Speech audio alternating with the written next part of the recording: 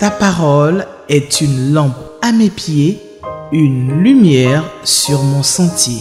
Psaume 119, verset 105. La méditation.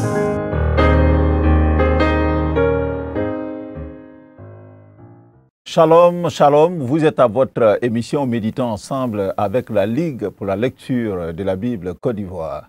Acte le chapitre 12, du verset 1 au verset 11, c'est le texte de méditation de ce jour proposé par le lecteur de la Bible pour adultes édition 2025. J'espère que vous l'avez.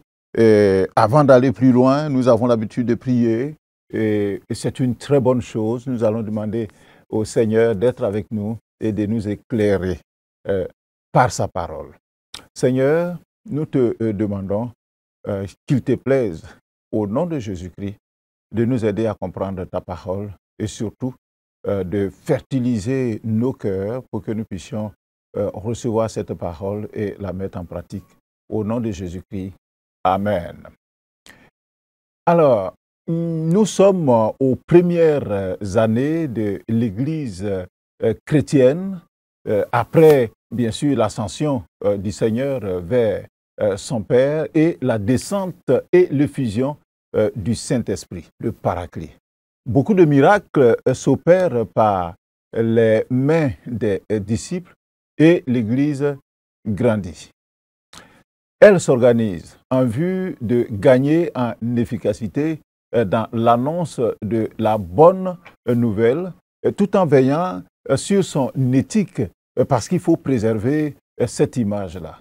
Malheureusement, cette expansion n'est pas du goût des chefs religieux juifs. Les persécutions commencent alors à Jérusalem. Et Étienne, un des tout premiers diacres de l'Église, est traduit devant le Sanhédrin et après un simulacre de procès de ce tribunal juif, est tué par lapidation. C'est un assassinat. Afin d'échapper à ces persécutions, les chrétiens se dispersent dans les contrées voisines de Jérusalem. Toutefois, l'évangile continue d'être annoncé. Et même les païens sont atteints. Rappelons-nous le cas de Corneille et de sa famille.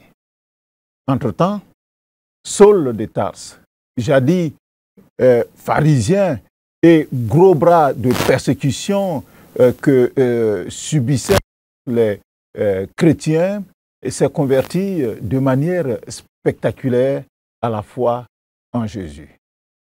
Cependant, cette conversion n'arrête pas les violences envers les chrétiens. Et c'est ce que nous allons voir dans notre texte d'aujourd'hui, Acte le chapitre 12, que je vous demande donc de prendre. Nous allons lire dans la version Louis II, du verset 1 au verset 11. Les questions qui nous sont proposées, c'est la question numéro 3 et numéro 7 qui se trouve à la première page du lecteur. Y a-t-il un exemple à suivre ou à ne pas suivre? Quelle vérité Dieu me révèle-t-il? Nous allons faire notre lecture. Et le titre que le lecteur a donné à ce texte, c'est « Dieu exauce nos prières ». Dieu exauce nos prières. Nous lisons. Acte chapitre 12. Vers le même temps, le roi Hérode se mit à maltraiter quelques membres de l'Église, et il fit mourir par l'épée Jacques, frère de Jean. Voyant que cela était agréable aux Juifs, il fit encore arrêter Pierre. C'était pendant les jours des pains sans levain. Après l'avoir saisi et jeté en prison, il le mit sous la garde de 4 escouades de 4 soldats chacune, avec l'intention de le faire comparaître devant le peuple après la Pâque. Verset 5. Pierre donc était gardé dans la prison et l'Église ne cessait d'adresser pour lui des prières à Dieu. La nuit qui précéda le jour où Hérode allait le faire comparaître, Pierre, lié de 2 chaînes, dormait entre 2 soldats et des sentinelles devant la porte gardaient la prison. Verset 7. Et voici, un ange du Seigneur survint et une lumière brilla dans la prison.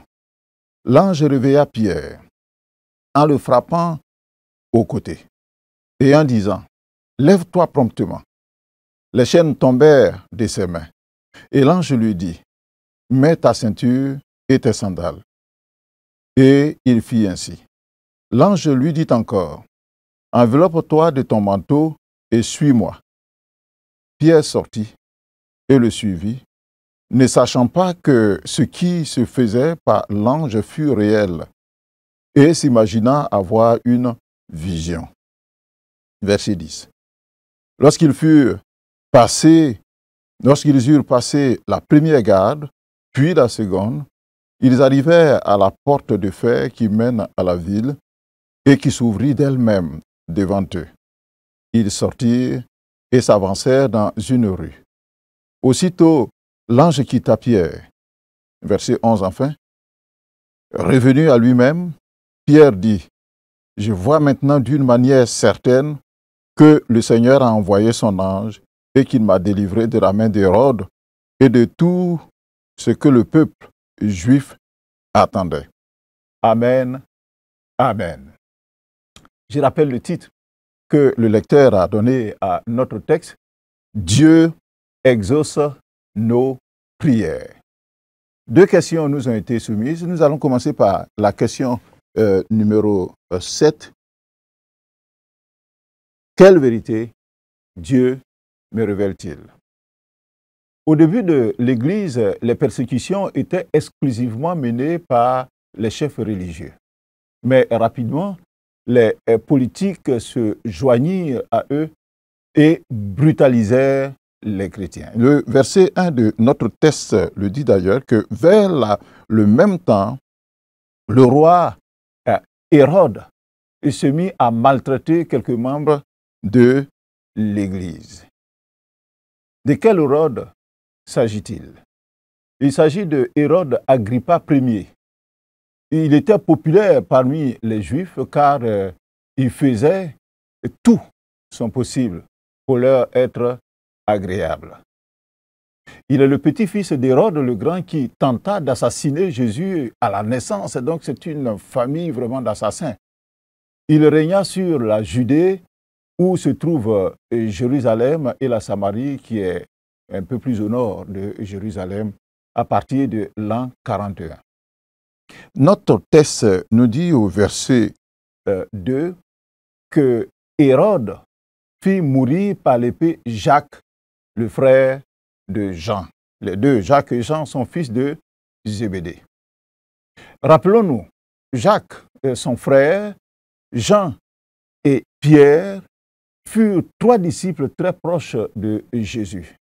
C'est avec eux qu'il alla d'abord sur une haute montagne où il fut transfiguré et ensuite il leur demanda à Gethsémane, pendant son agonie, à quelques heures seulement de sa crucifixion, il demanda donc à Jacques, Jean et Pierre d'être à ses côtés.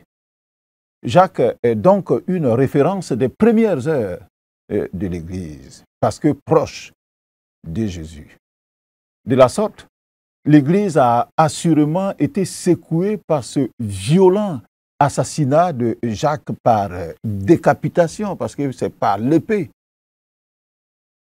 Vous voyez, bien souvent, l'ennemi cherche à frapper la tête du troupeau afin de décourager le peuple. Ce fut le cas de Jacques, une grande figure de l'Église primitive. C'est pour cela que nous devons prier pour nos dirigeants, parce qu'ils sont la cible de l'ennemi. Si la tête est frappée, alors le peuple se disperse par découragement. Alors Hérode, dont il s'agit, tu as monté trop tôt, on va reprendre. Voilà. On reprend cette partie. Donc, pourquoi Hérode posa-t-il un acte aussi ignoble et sanguinaire en assassinant, bien sûr, Jacques par l'épée? C'était juste pour plaire aux Juifs et conforter ainsi son pouvoir politique auprès de ces religieux-là. Le verset 3 nous dit que, voyant que cela était agréable aux Juifs, puis que c'était agréable aux Juifs. Alors, en vue de fortifier son pouvoir, l'homme, en général, est souvent mené à poser des actes qui sont contraires aux principes divins. Et quelquefois, il est prêt à tout, et même capable de se compromettre gravement. C'est soit l'injustice qui est pratiquée, soit des crimes, comme c'est le cas donc de Hérode Agrippa, soit des vols, des détournements, etc., etc. Ici, c'est la faveur des hommes qui est contraire d'ailleurs au plan de Dieu, c'est la faveur des hommes que Hérode recherchait. Hérode Agrippa premier fut encouragé par les Juifs dans son action contre les chrétiens. Et de la sorte, il fit encore arrêter Pierre. Il a tué Jacques, il fait arrêter Pierre, un autre leader. Il prend goût au jeu, on pourra le dire. Et c'était pendant la fête des jours, pendant les jours de fête qu'on appelait les pains sans levain. Une fête qui durait 7 jours et suivait immédiatement le jour donc, de la Pâque juive. Du verset 4 au verset 5, nous voyons que Pierre est arrêté dans le but d'organiser un procès public qui le conduira à son exécution. Les autorités se souvenaient de la première tentative donc, qui a échoué en voulant tuer donc, ces apôtres-là. Alors, ils vont s'assurer que cette histoire ne va pas se reproduire et que cette fois-ci-là, c'est pour de bon, ils vont avoir la peau de Pierre. C'est pourquoi au verset 4, il est dit qu'après l'avoir saisi et jeté en prison, il le mit sous la garde de 4 escouades de 4 soldats chacune, c'est-à-dire 16 personnes, avec l'intention de le faire comparaître devant le peuple après la Pâque. C'est ce qu'ils veulent faire. Et le verset 6 nous dit que la nuit qui précéda le jour où Hérode allait le faire comparaître, Pierre, il est lié des deux chaînes, donc chaque main est liée, et il dort entre 2 soldats. Et en plus de cela, des sentinelles sont placées devant la porte de la prison pour garder la prison et s'assurer que Pierre ne va pas s'évader ou que des personnes extérieures ne viendront pas l'y extraire. 2 soldats étaient enchaînés à Pierre, un de chaque côté, et une garde. Donc c'est un dispositif assez impressionnant pour sécuriser donc cette garde de Pierre. Si l'Église, dans ces conditions-là, était humainement impuissante face à Hérode et à son armée, face aux Juifs aussi, et même à la persécution en général, les frères chrétiens savaient cependant que leur salut était en Christ Jésus. D'où le recours à la prière. Le verset 5 nous dit que Pierre donc était gardé dans la prison et l'Église ne cessait d'adresser pour lui des prières à Dieu. Si on ne s'attend pas à un exaucement à sa prière, pourquoi passer du temps à prier? Et je crois que le titre que le lecteur a donné à notre texte est assez évocateur.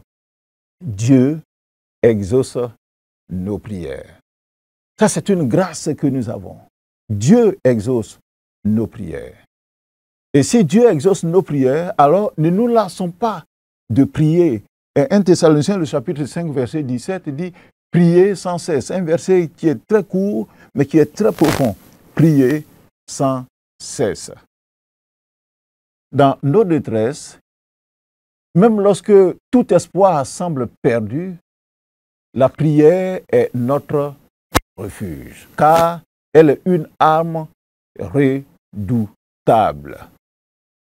Rappelons-nous un texte donc de Philippiens, le chapitre 4, verset 6, qui dit que « Ne vous inquiétez de rien, mais en toute chose, faites connaître à Dieu vos besoins par des prières et des supplications, avec des actions de grâce. » Et le verset 7 donc de Philippiens, le chapitre 4, nous dit « Et la paix de Dieu, qui surpasse toute intelligence, gardera vos cœurs et vos pensées en Jésus-Christ. » La prière est encore plus efficace lorsqu'elle est faite par plusieurs pour une même cause, pour un même but.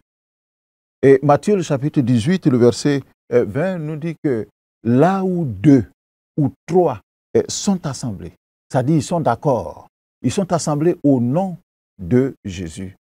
Lui, il est au milieu d'eux. Prier seul, c'est bien. Prier ensemble pour une même chose, une même cause, un même but, c'est encore mieux. Ici, dans notre texte, c'est toute l'Église de Jérusalem qui est solidaire dans la prière afin de présenter la cause de Pierre au Seigneur. La solidarité paye. Ne soyons pas indifférents des problèmes des autres. Assistons-les, surtout dans la prière. Portons la cause des autres aux pieds du Seigneur. Et comme nous le constatons, les résultats de la ferveur dans la prière et la foi en Jésus-Christ sont spectaculaires. Et ce, malgré l'impressionnant dispositif de sécurité renforcé que Hérode donc a disposé autour de la prison.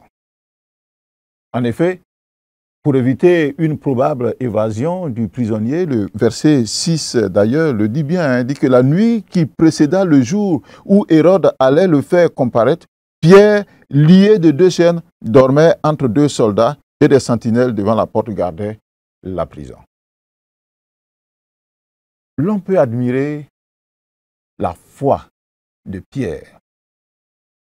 Il sait qu'il vit ses dernières heures, car le projet de son assassinat est imminent pour sa réalisation. Mais cela ne l'empêche aucunement de dormir. Il respire la paix et la sérénité, certainement à cause des prières de l'Église. La prière a un effet. Et sans doute aussi parce que lui aussi il prie. Alors il peut rester serein et dans la paix. La prière est une arme redoutable. Alors, bien souvent, nous ne voyons que le résultat final donc, des réponses de Dieu à nos prières. Mais ici, dans notre texte, et le livre donc, des actes du Saint-Esprit, qu'on appelle aussi actes des apôtres, donc ce livre nous fait vivre des détails du film, sinon du film de l'exaucement à la prière de l'Église. Du verset, nous allons relire d'ailleurs le verset 7 jusqu'au verset 10 de notre texte pour voir le détail de cet accomplissement de la prière, de l'exaucement de la prière donc des chrétiens. Il est dit au verset 7 que « Et voici », c'est-à-dire suite à la prière, « Et voici, un ange du Seigneur survint, et une lumière brilla dans la prison. L'ange réveilla Pierre en le frappant au côté et en disant « Lève-toi promptement ». Et qu'est-ce qui va se passer? Les chaînes tombèrent de ses mains. Ah, c'est beau ça. Alors, l'ange va lui dire « Mets ta ceinture et tes sandales ». Et Pierre va faire ainsi. Et l'ange va lui dire encore « Enveloppe-toi de ton manteau, habille-toi et suis-moi ». Et le verset 9 dit que Pierre sortit et le suivit, ne sachant pas que ce qui se faisait par l'ange fut réel et s'imaginant avoir une vision. Le verset 10 nous dit que lorsqu'ils eurent passé la première garde, dont personne ne s'en rend compte, puis la seconde, ils arrivèrent à la porte de fer qui mène à la ville et qui s'ouvrit d'elle-même devant eux. J'ai failli dire que, attendez, les portes automatiques, là, ça ne date pas d'aujourd'hui. Le Seigneur a rendu des portes automatiques, donc du temps de Pierre, dans cette prison-là. Et puis, ils vont donc sortir, ils vont avancer dans la rue, et l'ange va quitter Pierre. Il va disparaître, on pourrait le dire. Quand Dieu agit, c'est la confusion totale dans le camp de l'ennemi. Les sentinelles du dispositif de sécurité renforcé de Hérode n'ont rien vu ni entendu de tout ce qui s'est passé dans la prison avec l'ange. Ils étaient plongés dans un sommeil profond. Alors j'imagine la surprise qui a été la leur quand ils se sont réveillés. Les chaînes à côté d'eux, et puis plus de prisonniers. Ceux qui sont à la porte vont dire, mais on ne l'a pas vu passer. Mais par où est-il passé? Et comment ce portail en fer donc a pu s'ouvrir? C'est la confusion dans le camp de l'ennemi. Quand nous prions, alors le camp de l'ennemi vacille. Quant à Pierre, il a dû se pincer peut-être la peau quelque part pour se rendre compte qu'il ne rêve pas, car la scène est comme irréelle. C'est comme un mirage, c'est une fiction. On dit, mais je suis dans quoi? À seulement quelques heures de cette mort programmée par décapitation, le voilà, qui est libre, il est seul dans la rue, il marche, après avoir été escorté par un ange de Dieu. Je voudrais nous rappeler ce texte donc du psaume numéro 34, le verset 7, qui nous dit que l'ange de l'Éternel campe autour de ceux qui le craignent, c'est-à-dire de ceux qui craignent Dieu, et il les arrache du danger parce que Dieu les envoie pour les arracher ses enfants du danger. Dieu répond aux prières. Il est toujours maître des temps et des circonstances. C'est pour cela que nous devons lui faire confiance. Il est fidèle dans ses promesses. Alors, continuons donc cette histoire fabuleuse. Le verset 11 nous dit que, revenu à lui-même, Pierre dit, « Je vois maintenant d'une manière certaine que le Seigneur a envoyé son ange et qu'il m'a délivré de la main d'Hérode et de tout ce que le peuple juif attendait. » Pierre reconnaît maintenant. Il est dans la rue, il marche. Il prend conscience que c'est lui, que ce n'est pas un rêve. Il reconnaît que sa délivrance vient du Seigneur. Dieu est bon. Dieu vient à notre secours quand nous crions à lui et surtout quand nous apportons nos prières à Dieu pour la cause donc d'un frère. Répondons à la question numéro 3. Y a-t-il un exemple à suivre ou à ne pas suivre? Il y a des exemples à ne pas suivre. Et un exemple à ne pas suivre, c'est celui de Hérode Agrippa Ier, qui fait tuer Jacques. Il fait assassiner Jacques, juste pour plaire aux hommes. Il est en train de bâtir son pouvoir avec le sang innocent d'un chrétien. Or, la Bible nous dit que la mort du juste a du prix devant Dieu. Et Dieu souffre de voir ses enfants mourir de la sorte. Et il ne laisse pas impunis de tels actes. D'ailleurs, on le verra dans la suite du texte. Si vous continuez le texte, chers méditateurs, vous verrez de quelle manière ce Hérode-là, il va mourir. Il en fera les frais. Il en fera les frais. C'est pour cela que si quelque part vous participez vous êtes comptable donc de la souffrance d'autres personnes et des chrétiens notamment. Sachez que Dieu voit ça et que vous paierez donc pour vos crimes. Un autre exemple qui n'est pas un bon exemple, ce sont les Juifs, les religieux, qui ne dénoncent pas les dérives sanguinaires du roi Hérode. Au contraire, ils l'approuvent, ils l'encouragent. De nos jours, ces comportements sont encore visibles.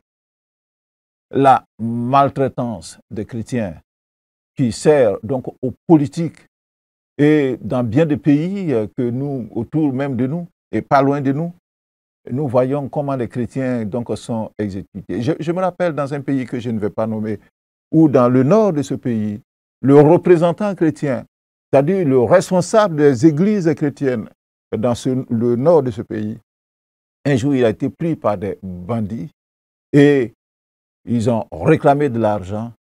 Et parce que l'argent n'a pas été payé, mais ce n'était pas ça leur objectif, ils ont décapité le responsable des églises chrétiennes dans cette grande région de ce pays. C'est dommage. Ce n'est pas un exemple à suivre. Mais un exemple que nous devons suivre, c'est l'exemple de l'Église dans ce texte-là. Pierre est en prison. Pierre est arrêté injustement. Pierre est seul au milieu des soldats. Il doit être jugé dans quelques heures. Il doit être décapité d'après le projet inique, sanguinaire de Hérode. L'Église n'est pas restée sans rien faire. L'Église a intercédé pour Pierre en vue de sa sortie. C'est un très bon exemple de solidarité et de foi en Dieu. Chers méditateurs, chers frères et chères sœurs, nous devons être solidaires des autres. Quand ils souffrent, nous devons leur apporter un mot. Nous devons leur apporter une présence. Nous devons surtout porter cette cause devant Dieu pour dire, Seigneur, agis, guéris, libère. Et si nous le faisons, Dieu écoute les prières. Dieu exauce les prières.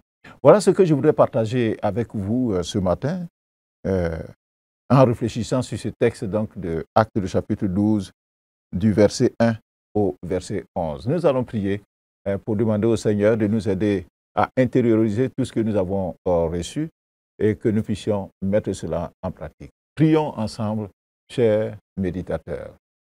Seigneur Jésus, tu es vivant et tu réponds aux prières ferventes de tes serviteurs. Merci pour ce que tu viens de nous montrer en délivrant Pierre, que tu es toujours là, tu es capable de nous délivrer. Même jusqu'à la dernière minute, la dernière seconde, ton intervention est toujours possible. Merci pour tes soins constants.